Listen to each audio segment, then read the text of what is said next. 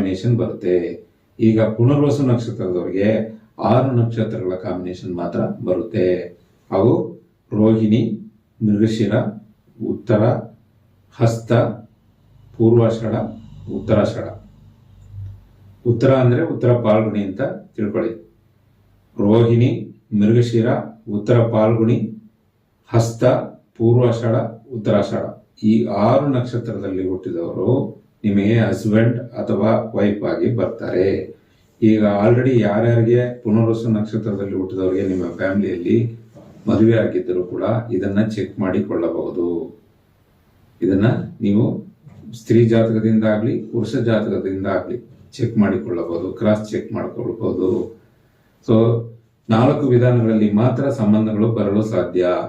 ನಕ್ಷತ್ರಗಳ ಸಂಬಂಧ, ಭಾವಗಳ ಸಂಬಂಧ, ಮನೆಗಳ ಸಂಬಂಧ, ಗ್ರಹಗಳ ಸಂಬಂಧ. ಈ 4 ಕ್ಯಾಟಗರಿ